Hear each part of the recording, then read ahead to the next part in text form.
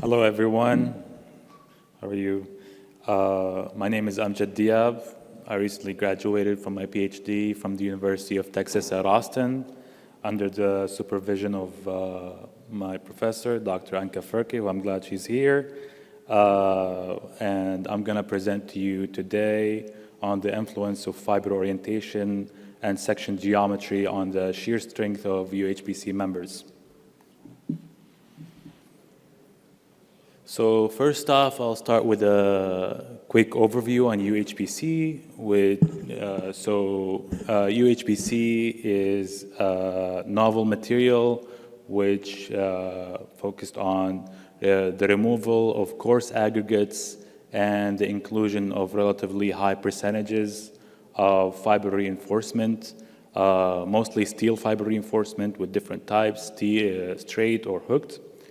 And you can see over the past period, the industry focused on reducing the water content in cementitious material in order to get enhanced compressive strength and enhanced pore structure.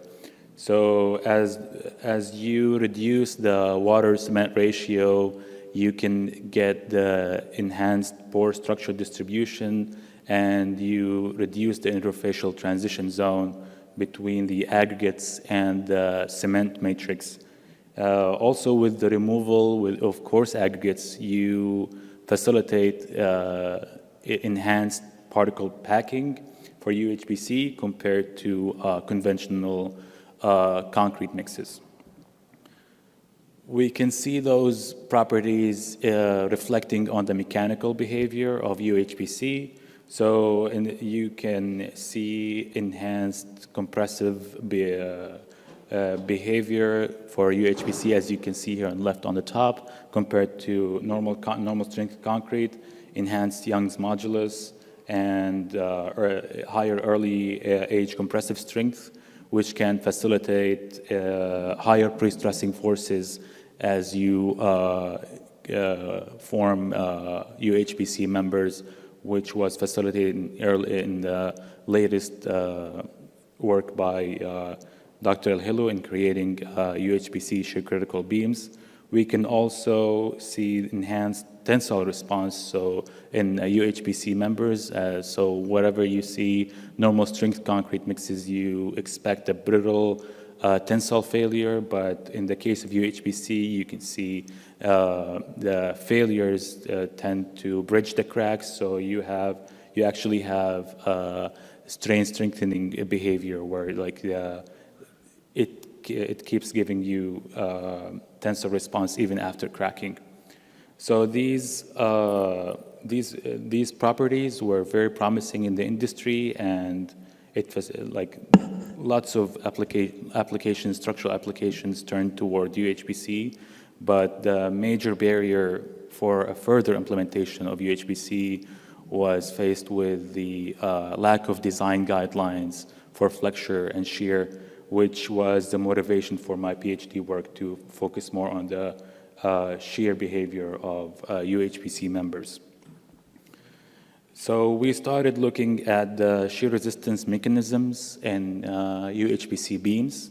So you can see here, similar to normal concrete members, we have the concrete compression forces contributing to the shear resistance, the contribution from the transverse reinforcement, and the stresses transmitted, the tensile and shear stresses transmitted by the longitudinal reinforcement in the bottom.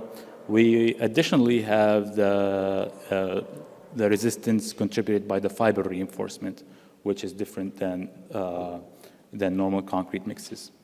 We can see in general that the variety of stresses that the shear-critical beams are that are in different portions of the beam. For example, you have relatively low compressive stresses and high tensile stresses in the bottom portion of the midspan, which contribute to the creation of vertical flexural cracks, whereas you have relatively high compressive forces and low tensile forces in the upper midspan.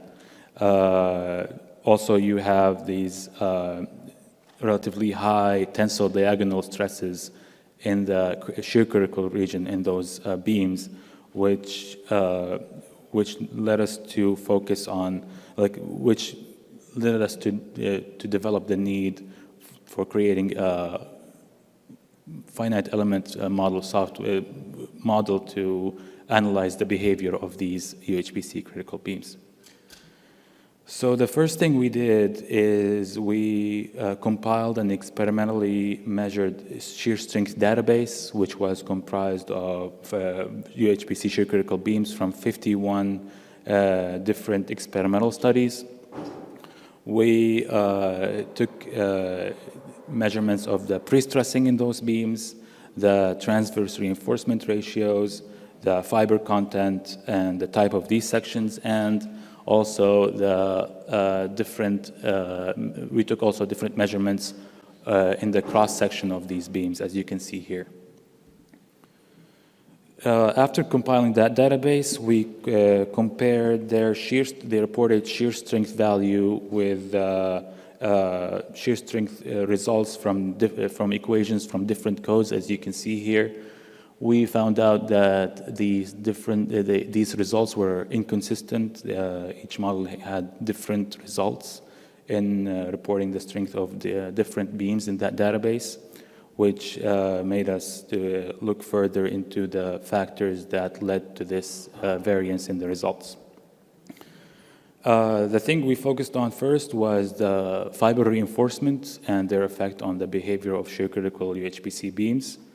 So we looked at studies, and these studies concluded that the presence of fiber reinforcement contributes to bridging the cracks in shear-critical beams, which leads to the redistribution of stresses instead of compared to conventional concrete beams, which contributes to enhanced shear strength compared to conventional concrete beams. We also did a study where we compared the shear strength values, which is the shear capacity divided by the width of the web and the depth of the section, and compared to the overall height of the beam. And we found no obvious correlation with the height.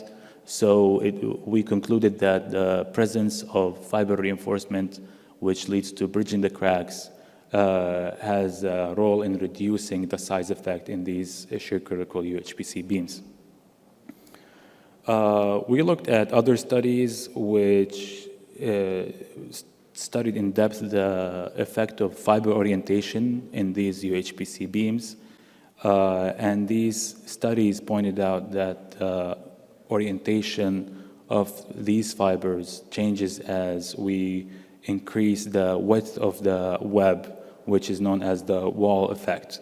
So as you get further from the formwork of the web, you get more unfavorable orientation of the fibers, which leads to the reduction of the shear strength in these beams. For example, we can see here in this study conducted by DuPont and Van de Waal here on the right, where he took different samples of fiber reinforced beam that he tested. So he took these portions, and he did a flexural bending test on these samples that he'd taken, and he got different results for each sample based on their location relative to the formwork, how close they are from the formwork. So that led us to look into the tensile response of UHPC mixes, which created a new complexity, as you can see here, with the different content of fibers in UHPC mixes. You get different response based on that fiber content. So it can range from, say, strain softening response to elastic plastic, or even strain hardening response based on the fiber percentage. Not only that, this response also changes with the type of tests you conduct. So that left us with a challenge of how to characterize the tensile response and which test should we account for when we look into the shear strength of UHPC beams. So we looked into previous tests and previous studies, and a study conducted by Dr. El-Hilu and Dr. Graybiel from FHWA pointed out that direct tension test is the best representation of the tensile stress in these shear-critical beams. So we started looking into that, and we started also gathering data points for direct tension tests and their results compared to different mixed compositions. We collected, for each direct tension test, we collected the supplementary cementitious materials used in those mixes, the water cement ratio, superplasticizer content, steel fibers, their type, and their content, and also other types of fibers such as PE fibers. We ended up with 575 points.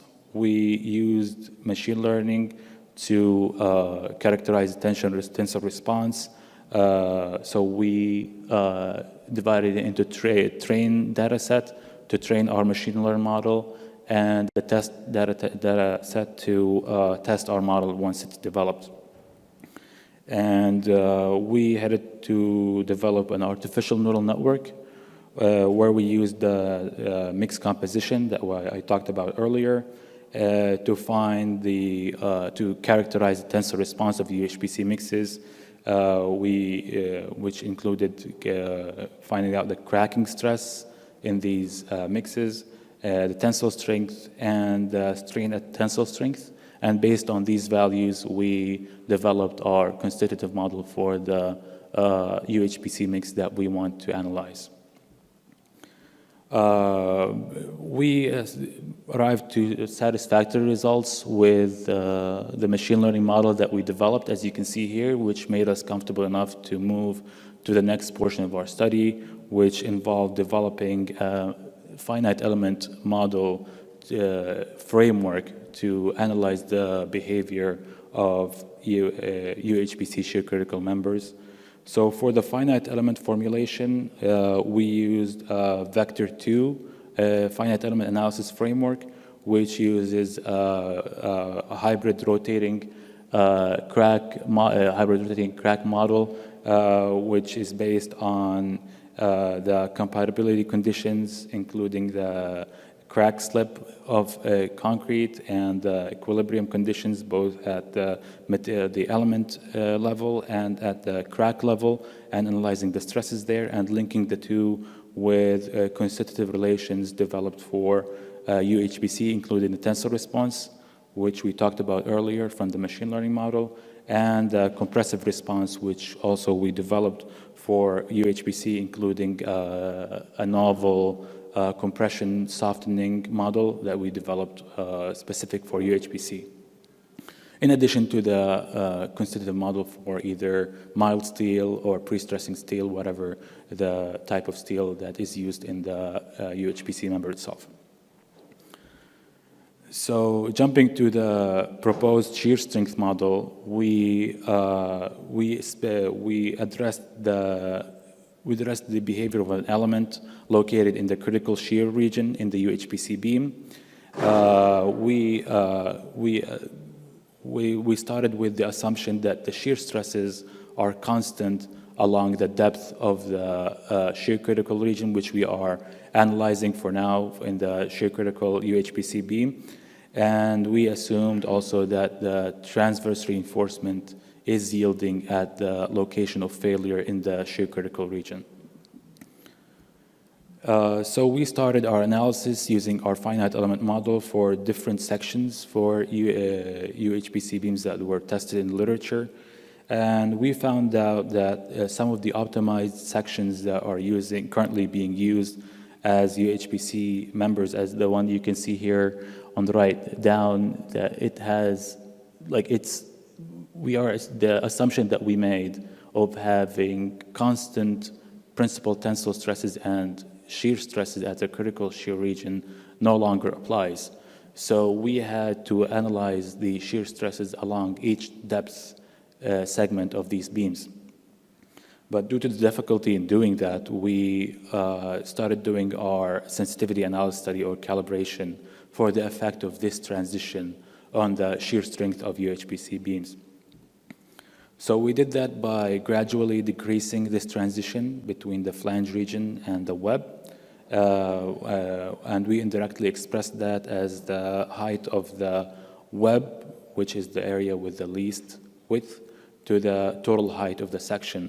And higher the height of the web, which is the height of the web with the least thickness, that means the least transition between the web region and the flange. So you can see here that the lower the transition is, the lower the shear strength that you have based on our calibrated finite element model results. So we translated that into a factor that we can use in our shear strength model, as you can see here on top right, which is expressed as the ratio of the height of the web over the total height.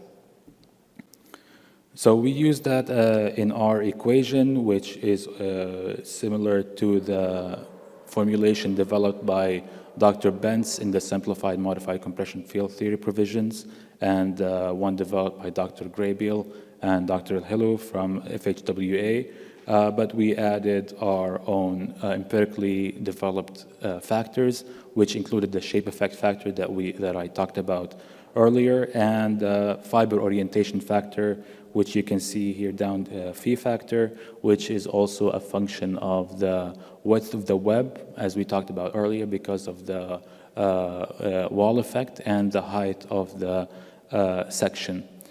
For the sections that do not contain fiber reinforcement, we use the size effect, which is expressed here as psi factor, which is also a factor of the height, overall height of the member.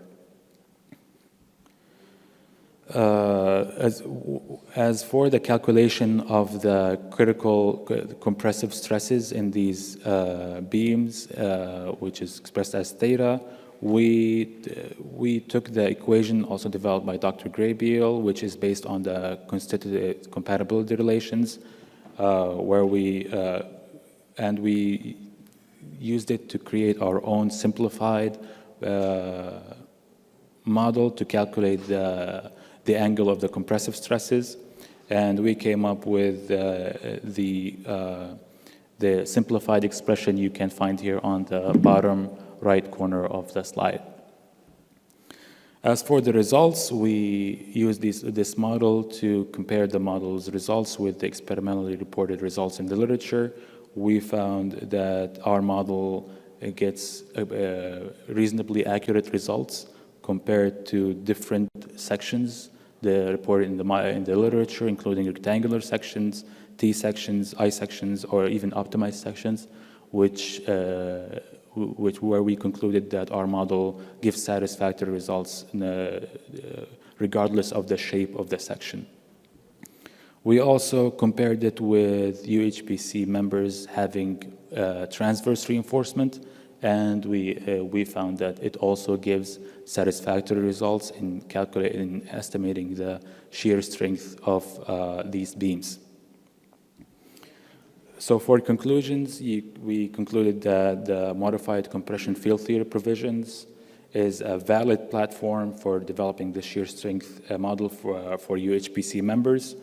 The defining characteristics of the approach presented here lies in integration of the MCFT and theoretically based expressions with empirical factors from the paper, and where it was feasible to utilize our developed machine learning model to estimate the tensile strength of the UHPC mixes that were developed that were utilized in these shear-critical beams, and our analysis showed that there basically is minimized size effect factor due to the inclusion of fiber reinforcement, and our model demonstrated reliable results in estimating the shear strength of different sections that were reported in the literature. And that's all for me. Thank you.